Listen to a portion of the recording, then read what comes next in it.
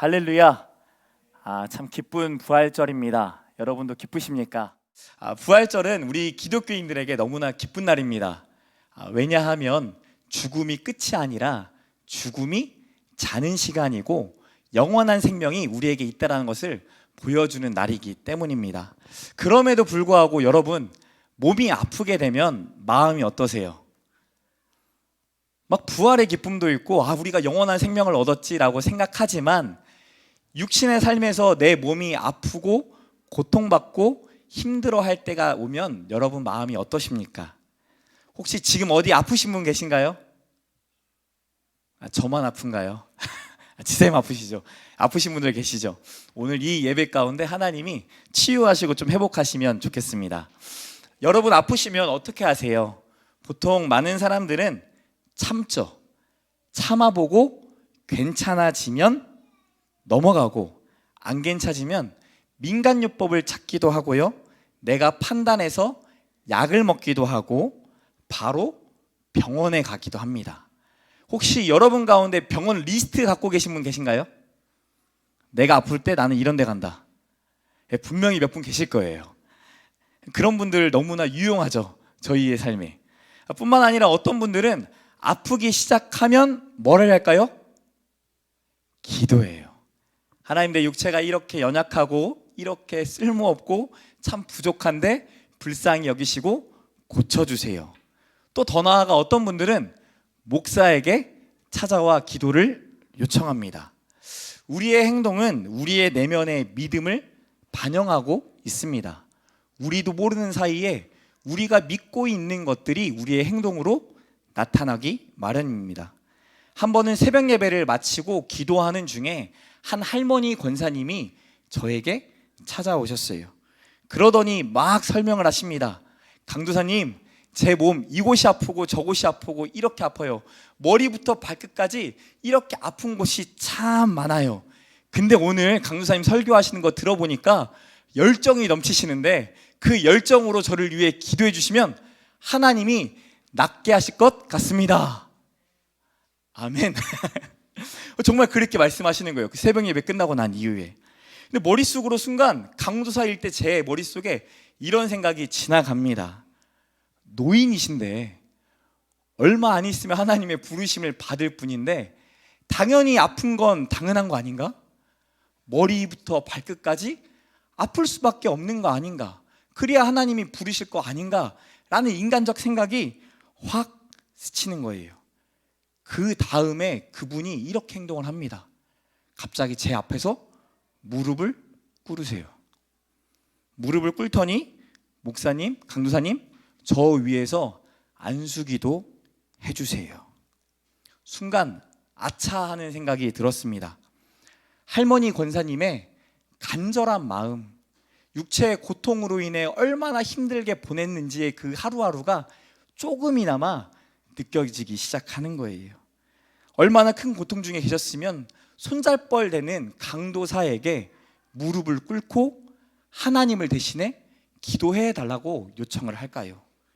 그저 열정만으로 가득했던 강도사의 기도를 받기 원하시는 그분의 간절한 마음이 저를 겸손하게 만들고 겸허하게 만들더라고요. 그래서 간절한 마음을 담아 기도해 드렸습니다. 간절함은요, 또 다른 간절함을 낳더라고요.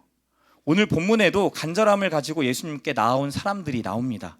얼마나 간절한지 예수님을 둘러싼 큰 무리 중에 나와 예수님의 발 아래에 엎드립니다. 그리고 간청을 하죠. 22절에 보니까 그를 회당장 중에 하나인 야이로다라고 말씀합니다. 회당장은 유대인들이 모여서 하나님 앞에 예배했던 곳이에요.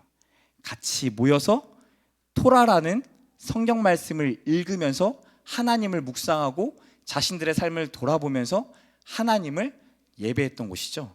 그 회당 건물을 관리하고 예배하는 것을 감독하는 자가 회당장입니다. 때로는 이 직함이 어떤 행함과 상관없이 명예직으로 주어지기도 했습니다. 우리 공동체 안에 이분은 하나님이 인정하실 만한 분이야라고 인정함으로 명예직으로 회장당이라 명하기도 했다라는 거예요. 야이로의 이름의 뜻이 빛남입니다. 빛나다, 빛남. 야이로의 이름처럼 이 사람은 사람들 가운데 빛나는 존재였던 것처럼 보여요. 마을 사람 모두가 알고 있는 사람, 명예를 가지고 있는 사람, 그 사람이 오늘 성경 본문에 나와 있는 회당장 야이로입니다. 그런 야이로가 예수님의 발 앞에 엎드려 죽어가는 어린 딸을 살려달라고 예수님 앞에 23절에 간청합니다. 갑자기 죽을 상황이 닥친 것인지 어떤 병이나 사고로 생사를 오고 가는 상황인지 성경은 말하고 있지 않습니다. 그럼에도 불구하고 회장당이라는 사회적 지위와 종교적 지위, 물질로도 어쩔 수 없는 상황 가운데 놓여 있다는 것을 우리로 하여금 짐작하게 할 수 있죠. 자신이 갖고 있는 그 무엇으로도 자신이 사랑하는 딸, 하나밖에 없는 그 딸을 살릴 수 없는 상황 가운데 야이로가 놓여 있습니다. 손과 발이 다 잘려버린 것 같은 상황 가운데 직면하고 있는 거죠. 죽어가는 딸을 살릴 수 있는 유일한 방법은 예수님 뿐입니다 라는 믿음으로 큰 무리들이 보는 중에도 불구하고 예수님 앞에 나와 엎드려 간청합니다. 그 위에 손을 얹으사 그로 구원을 받아 살게 하소서. 그 위에 손을 얹으사 나의 딸로 하여금 고침을 받아 살게 하소서. 성경은 간곡히 구하였다라고 표현했지만 야이로의 눈에는 눈물이, 코에는 콧물이, 간절한 부르짖음이 입 가운데 나왔을 거예요. 딸을 사랑하니까, 너무나 사랑하니까. 저도 그랬거든요. 주변 시선, 주변 상황 신경 쓰이지 않더라고요. 예수님을 찾게 되더라고요. 하나밖에 없는 아버지가 돌아가시는 상황 가운데 처해지니까, 죽음이 오고 가는 상황 가운데 놓여지니까 병문안을 가서도 간절한 마음으로 안수하면서 소리내어 기도하게 됩니다. 하나님, 저는 아무 능력이 없습니다. 아무 능력이 없는 목사이지만 안수하며 기도할 때 저의 손을 통해 예수님의 능력이, 하나님의 능력이 나타나게 해주세요. 아버지가 살아가게 해주세요. 방문할 때마다 정말 간절하게 기도했습니다. 왜요? 아버지를 너무나 사랑하니까. 24절에 이에 그와 함께 가실세라고 말을 해요. 야이로의 간절한 마음을 예수님이 아셨고 예수님은 야이로의 간청을 수락하시고 동행하십니다. 야이로는 잠시나마 안도의 한숨을 쉬었을 거예요. 그리고 예수님이라면 나의 딸을 살릴 수 있겠지라는 기대감을 가지고 무리와 함께 가고 있는 중에 예수님께서 갑자기 걸어가던 걸음을 멈추십니다. 그러더니 이렇게 말씀하세요. 누가 내 옷에 손을 대었냐? 제자들은 무리가 에워싸 미는데 옷에 손을 대는 것은 당연한 것 아닙니까? 라는 말로 예수님께 여쭙습니다. 그러자 예수님이 자기에게 손댄 사람을 보려고 주변을 둘러보세요. 야이로의 마음은 어땠을까요? 그 마음이 참 애가 탔겠죠. 지체할 야 시간이 없는데, 다른 누군가를 먼저 고쳐야 될 시간이 아니라 지금 당장 나의 딸을 먼저 고쳐야 되는데 예수님이 함께하던 걸음을 멈추십니다. 그 시간이 얼마나 길게 느껴졌을까요? 그리고 얼마나 괴로웠을까요? 응답이 지연될 때, 미뤄질 때 그렇게 시간이 흘러만 가는 것 같을 것 같아. 내 계획과는 전혀 다르게 어떠한 일들이 일어날 때 인생의 그런 시간들이 우리에게 찾아오더라는 겁니다. 예수님의 옷에 손을 댄 여자도 인생의 해답을 12년 동안 얻지 못했다라고 성경은 말합니다. 25절 말씀 함께 읽겠습니다. 12해를 혈루증으로 알아온 한 여자가 있었다라고 말을 하죠. 자그마치 12년 동안이나 혈루증으로 고생을 했습니다. 혈루증은 여자들 월경 이외에 몸에서 피가 계속 흐르는 알 수 없는 병입니다. 12년 전에는 아무 이상이 없었습니다. 그런데 어느 날 갑자기 몸에서 피가 나기 시작하더니 멈추지 않습니다.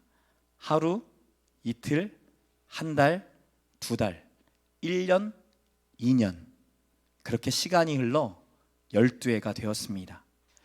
일주일만 아파도 삶의 의욕이 사라지지 않습니까?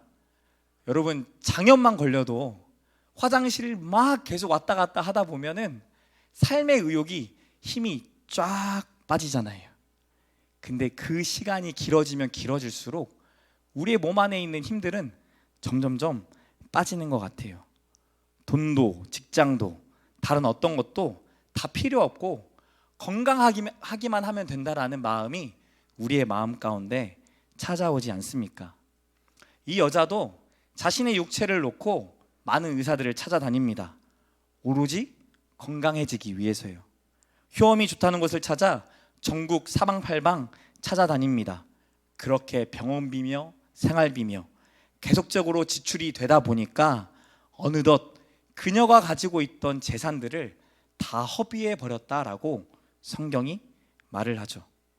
오히려 이전의 고통보다 더 많은 고통이 가중되어 살아가고 있는 삶이 이 혈루병 걸린 여인의 삶이다라고 성경은 말을 합니다. 혈루증을 앓은 사람은 사회적으로도 고립될 수밖에 없었습니다. 율법에 의하면 혈루증을 앓았던 사람이 앉았던 자리, 그리고 그랬던 사람들이 만지는 곳을 부정하게 여겼어요. 부정한 곳을 정결하게 만들기 위한 정결 예식을 치러야만 했습니다. 또한 부정한 여자와 접촉이 되기 시작하면 7일 동안 구별되어 정결 예식을 치러야만 했습니다. 어느 날 갑자기 사람들이 나를 부정한 존재로 여기기 시작한 겁니다. 부정한 여자다. 너는 부정해. 무슨 죄가 있어서 이렇게 부정해졌어? 라고 말하기 시작하는 거죠. 내 친구들도 내 가족들도 나를 가까이 할 수 없게 된 겁니다. 그렇게 자그마치 12년 동안 몸도 마음도 사회적으로 고통당하고 지냈다라는 거예요. 교구 사역을 하면서 아이를 갖지 못하는 신혼부부들을 만나게 됩니다. 2세를 계획하는데요. 계획하면 애가 생길 것 같아요? 안 생길 것 같아요? 계획을 했더니 그 달에 생기는 분이 계세요. 그럼 너무나 얼마나 행복해요. 근데 제가 맡았던 한 목장은 신기하게도 결혼한 이후에 아이가 생기지 않는 목장이 있었어요. 거기 목장 구성원 모두가 아이를 갖지 못하는 거예요. 그러다가 하나님 앞에 작정하고 기도했더니 한 가정이 생겼어요. 나머지 가정이 어떤 마음이 들까요? 같이 축가하는데 와 하나님의 은혜다라고 고백하는데 나머지 가정의 눈에 눈물이 메이는 것을 보게 돼요. 작정하는데요. 한 달, 두 달, 세 달 넘어가잖아요. 6개월이 지났을 때 목사를 찾아옵니다. 목사님, 아무래도 저희의 힘으로 안 되는 것 같은데 저희가 산부인과 가야 될까요? 병원에 가야 될까요? 목사에게 와서 질문하며 뭐 요청해요? 기도 요청해요. 생명이 하나님께 있으니 목사님이 기도해 주시면 혹 응답해 주실까 하는 마음으로 찾아왔어요. 염려와 걱정과 두려움이 사라지지 않아요 라고 찾아오시는 거예요. 당연히 생길 줄 알았던 아이가 안 생깁니다. 어느 순간부터 아이를 갖는 문제로 인해 부부의 마음이 상하게 되는 것을 보게 돼요. 더 나아가 관계마저도 깨어지는 것을 보게 됩니다. 기다리는데 안 생기는 거예요. 아이의 문제뿐입니까? 취업의 문제, 결혼의 문제, 건강의 문제, 우리의 뜻처럼 되지 않을 때가 참 많이 있습니다. 기다리는 시간이 길어질 때, 눈물로 보내는 기도의 시간이 점점점 길어질 때 여러분은 어떻게 반응하십니까? 저는 목사인데도 불구하고 불안하고 두렵더라고요. 아버지를 위해 기도하는데 중환자실에 놓여있는 아버지를 온 마음 다해 믿음 다해 안수하며 기도하는데 혹시나 오늘 돌아가시면 어떨까? 어떻게 될까? 불안하고 두려워지더라고요. 하루, 이틀, 3일, 일주일, 2주, 3주가 되어 가는데 차도가 없이 되어질 때 불안함과 두려운 마음이 너무나 커지더라고요. 35절에 보니까 두려워하던 일이 실제로 일어나기도 합니다. 우리 35절 말씀 함께 읽겠습니다. 시작.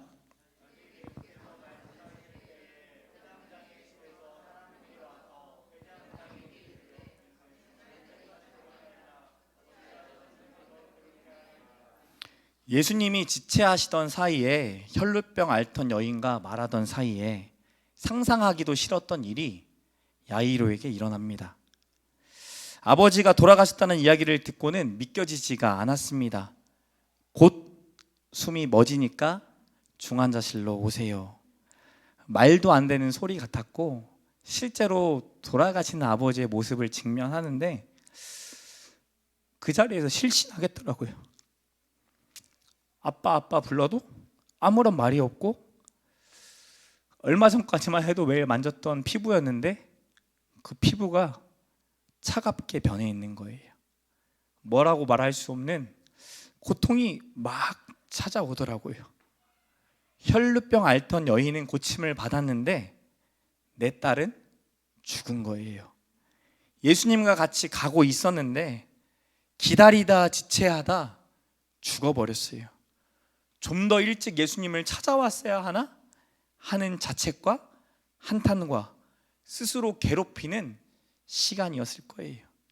일어나지 않아야 할 일들이 여전히 우리 가운데 일어나요. 그 일로 인해 우리는 괴롭고 36절 말씀처럼 두려움에 휩싸이게 됩니다. 아버지를 먼저 보내고 난 이후에도 여전히 제 마음이 힘들고 두렵더라고요. 두려움이 없다라고 하면 거짓말 같아요. 혹시 여러분들도 두려운 분들 계십니까?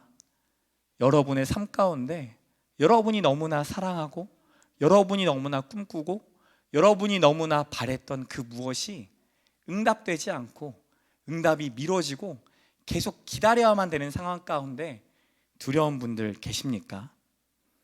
마가복음의 1차 독자는요, 당시에 핍박받았던 그리스도인이었어요. 로마로부터 핍박받아서 하루를 살아가는 것이 버거운 삶들, 예수를 믿는 것만으로 예수님이 죽으시고 부활하시고 다시 오실 것을 기다리며 살아가는 그들의 삶이 만만치만은 않았습니다. 가족이, 친척이, 친구가 언제 어느 때 죽을지 모르는 상황 가운데 놓여 있었어요. 언제 이 고통의 시간이 끝날지 모르는 하루하루의 연속을 살아갔습니다. 조금이나마 이 고통을 피하고자 굴 속으로, 무덤 속으로 들어가 숨어 살았습니다. 그렇게 하루, 이틀, 한 달, 두 달, 1년, 2년, 10년, 20년, 200년을 살았어요. 여러분, 응답이 지연되고 미뤄질 때, 내 뜻처럼 되지 않을 때, 두려움과 괴로움에 휩싸일 때 여러분 주변에서 이렇게 말할 거예요. 예수님은 죽었다. 예수님은 살아있지 않다. 기적은 없다. 그런데 왜 예수님을 믿고 있냐? 예수님이 십자가에 못 박혀 죽으셨을 때에도 사람들은 같은 반응이었습니다. 그의 죽음을 인정하고 그가 부활하실 것을 믿고 기다리지 않았어요. 예수님이 죽었어. 죽은 예수님을 믿어서 뭐하냐? 차라리 예수를 믿느니 다른 걸 믿자. 예수를 믿느니 돈을 믿자. 예수를 믿느니 관계를 믿자 라고 말하기 시작하는 거예요. 예수님을 따랐던 제자들마저도 뿔뿔이 흩어져 각기 제각길로 갔습니다. 여러분도 굳이 예수님을 왜 믿어야 하나 이런 생각이 들 때가 참 많이 있지 않습니까?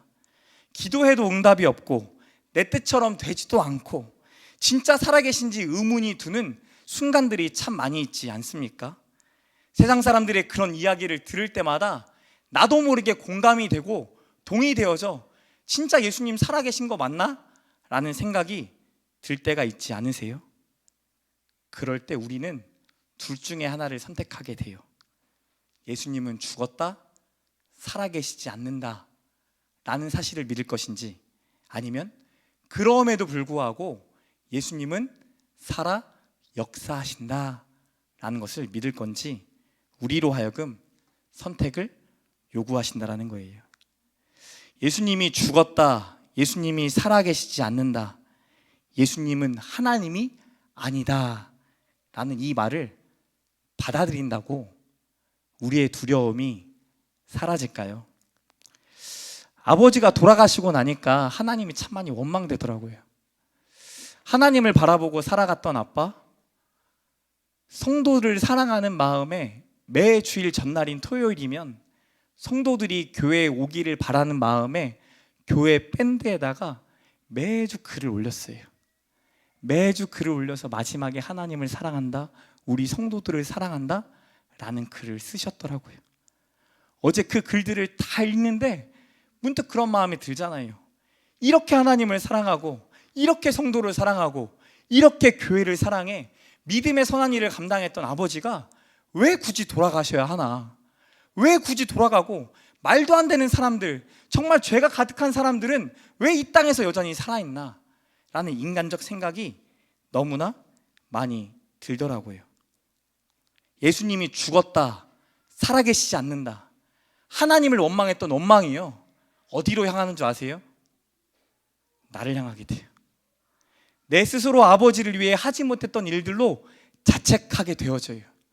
하나님을 향했던 원망이 나를 향하게 되고, 내 주변에 관련되어 있는 사람들에게 원망이 흘러가기 시작해요.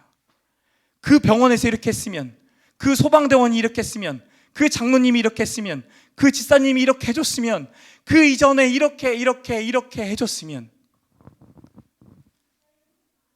두려움으로 끝나는 것이 아니라 두려움이 원망으로 변해 예수님이 없는 인격과 예수님이 없는 고백과 예수님이 없는 마음을 가지고 살아가게 되더라고요.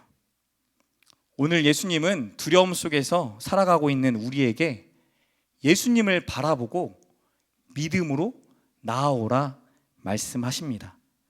12년 동안 혈병으로 살았던 여인에게 예수님이 평안을 선포하세요. 34절 말씀 봅시다. 딸아, 내 믿음이 너를 구원하였으니 평안히 가라. 내 병에서 놓여 건강할지어다. 12년 동안 단 하루도 평안한 적이 없었습니다. 그랬던 그녀에게, 그녀의 믿음을 보시고 예수님은 평안을 선포하세요. 딸이 죽었다라는 소식을 들은 야이로에게 두려워하지 말고 믿기만 하라 라고 말씀하세요. 믿음으로 우리의 현실을, 문제를, 상황을 보기 시작하면 평안이 없었던 자에게 평안을 주시는 하나님을 경험케 하시겠다라는 거예요. 부활절을 맞아 제가 이 설교를 준비하게 될 줄 전혀 몰랐습니다. 본문의 내용의 말씀은 혈루병 걸렸던 여인이 낫게 되는 이야기이고, 죽었던 야이로의 딸이 살아나는 이야기예요. 근데 저희 아버지는 지난주 수요일 날 돌아가셨거든요. 제가 얼마나 간절히 기도했겠어요. 30일 동안 얼마나 간절한 마음을 가지고 하나님께 기도했겠어요. 온갖 성도들을 위해 기도했던 그 모든 마음을 담아, 하나님, 내가 성도들을 위해 기도했던 그 간절한 모든 기도를 하나님 기억하시고, 눈물을 기억하시고 저희 아버지에게도 그 은혜를 베풀어 주세요. 그렇게 기도했는데, 제가 이 설교를 준비하고 있을 때에는 이미 저희 아버지는 이곳에 안 계시더라고요. 여전히 아버지가 왜 돌아가셔야 됐는지, 죽으셔야 했는지 지금도 머리로는 이해가 되지 않아요. 여전히 마음이 쓰리고 아프고, 운전하고 가는 중에 갑자기 눈물이 주르르 흘러요. 그런데 저는 이 일을 계기로 천국이라는 것을 소망하게 하셨어요. 목사인데 목사가 죽으면 갈 그곳, 예수님이 재림하면 갈 그 천국, 하나님의 나라를 이 땅에서부터 누려야 된다고 말했던 이강열 목사가 죽음을 두려워하며 살았거든요.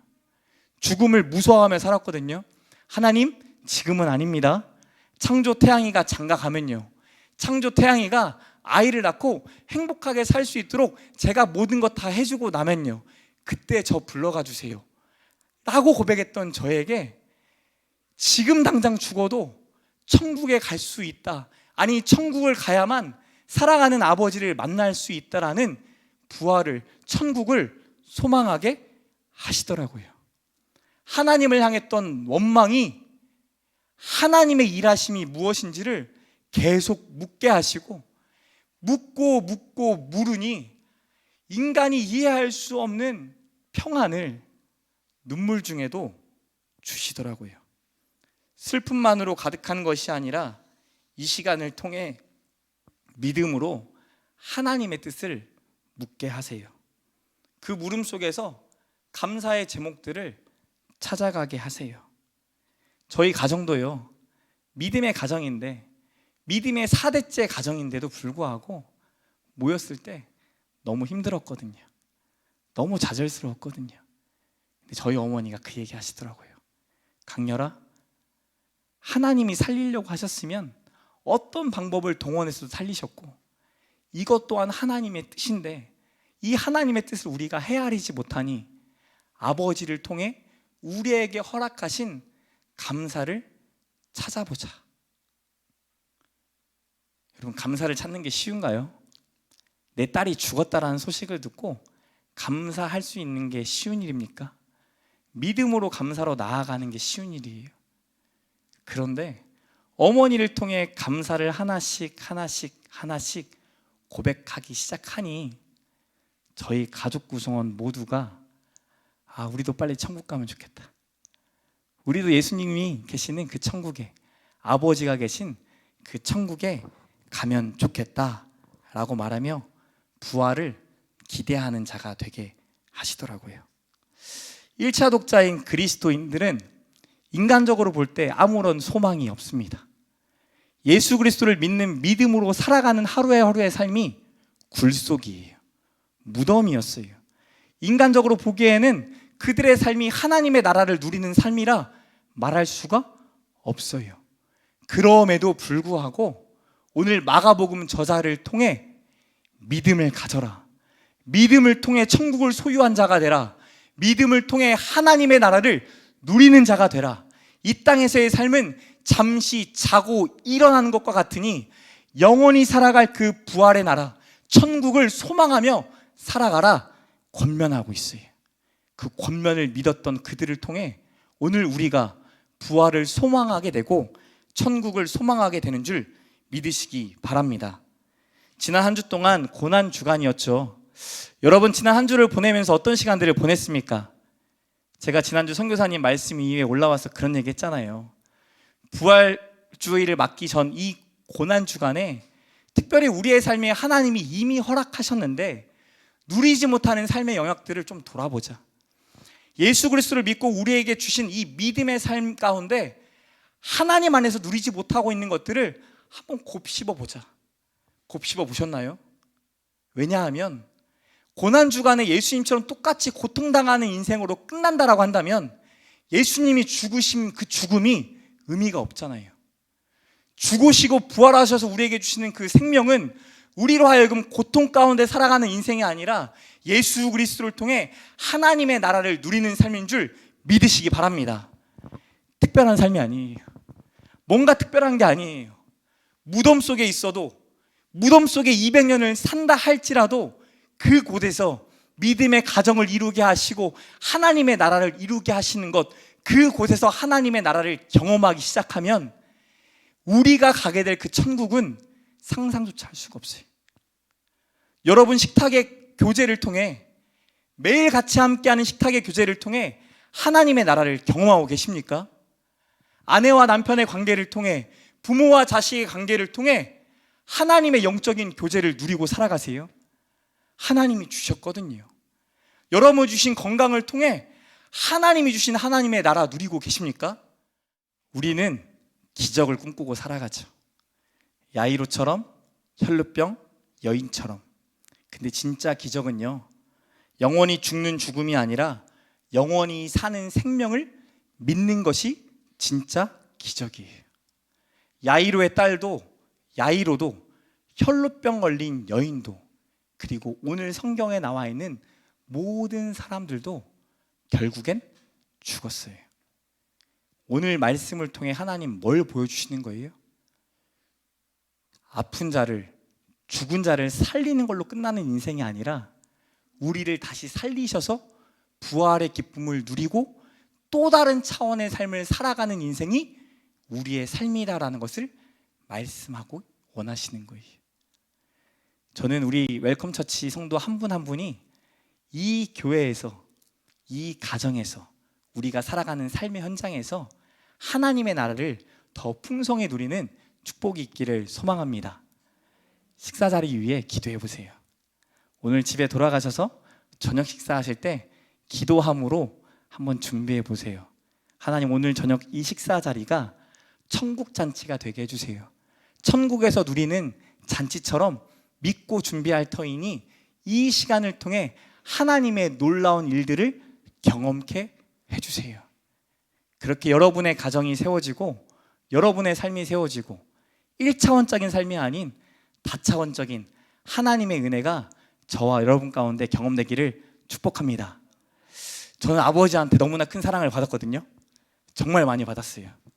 아버지가 너무 많이 사랑해 주시고 너무나 많은 사랑의 표현들을 저에게 해주셨어요. 사랑했기 때문에 안 싸웠을까요? 아니요. 제가 10년 동안 아버지랑 정말 박 터지게 싸웠어요. 아버지가 말하는 거 하나하나 다 토달면서 심지어 아버지가 했던 목회를 비판하면서 살았어요. 아버지 그렇게 목회하는 거 잘못됐습니다. 아버지 그렇게 목사하는 거 싹군 아닙니까? 아들이 하기 쉬운 얘기입니까? 아니요. 어려운 이야기였어요. 근데 그만큼 서로를 이해하고 받아주고 사랑했기 때문에 그 마음이 통하더라고요. 아버지가 떠나고 나니까 아버지가 하셨던 일들이 막 떠올라요. 아버지가 저에게 남겼던 기록들이 막 떠올라요. 그리고 그 기록들을 나도 이루고 살아가고 싶다라는 마음을 주시더라고요. 사랑하니까 천국이 그리워져요. 하나님은 예수 그리스도를 왜 죽이실까요? 하나밖에 없는 독생자 예수 그리스도, 자신이 너무나 사랑하는 그 아들을 죽이시면서까지 왜 우리를 사랑하실까요? 우리로 하여금 사랑이 얼마나 큰지, 죽지만 다시 부활해 사랑의 관계, 연합의 관계를 누릴 하나님의 특별한 존재를 알게 하시려고 직접 보여주셨어요. 직접 보여준 우리가 누려야 될 것, 이 땅에서부터 하나님의 나라 누리시는 저와 여러분 되기를 축복합니다. 우리 인생에 참 온전치 못한 것 같아요. 제가 전주 내려올 때 참 많은 계획 가지고 왔거든요. 정말 많은 계획 가지고 왔어요. 많은 계획과 꿈을 가지고 왔어요. 근데 그 계획과 뜻이 다 흐트러졌어요. 내 계획과 뜻이 아니다, 하나님의 뜻이 아니다라고 하면서 다 흩으셨어요. 야이로의 뜻도 흩으셨어요. 혈루병 걸린 여인의 뜻도 흩으셨어요. 하나님의 뜻을 이루기 위해 흩으시고 하나님의 뜻이 무엇인지를 보여주셨어요. 우리의 눈에 보이는 대로 느끼고 경험하는 건 1차원적인 은혜예요. 1차원적인 은혜에서 머무는 인생이 아니라 우리의 눈으로 보고 만지고 생각할 수 있는 그 생각을 뛰어넘어 영적인 눈으로 보고 영적인 귀로 듣고 영적인 마음으로 믿게 하시는 삶이 다차원적인 믿음이에요. 계획한 게 하나도 안 됐습니다. 근데 하나님의 계획이 이루어지는 것을 보게 돼요. 저와 여러분의 삶에 하나님의 계획하심이 이루어지기를 축복합니다. 내 뜻처럼 안 되죠. 저처럼 여전히 울고 계신 분 계실 거예요. 여전히 두려움 속에 계신 분 계실 거예요. 근데 하나님은 언제나 선하세요. 하나님은 언제나 선하셔서 나의 계획을 뛰어넘는 하나님의 선하심을 분명히 보여주세요. 믿으십니까? 안 믿어지죠? 그러한 믿음이 저와 여러분 가운데, 두려움 가운데 예수님이 찾아오셔서 생겨나는 놀라운 축복이 있기를 소망합니다. 저와 여러분 언제가 마지막일지 모르잖아요. 오늘 식사가 마지막일지도 모르잖아요. 근데 이 마지막 식사라고 여기며 오늘 여러분 가정으로 돌아가셔서 부활절의 식사가 하나님이 한량없이 주시는 은혜의 식사가 되어줬으면 좋겠고, 이해할 수 없는 하나님의 계획을 조금이나마 느끼는 특별한 시간이 되기를 축복합니다. 우리 같이 은혜라는 찬양 하나님께 올려드리겠습니다.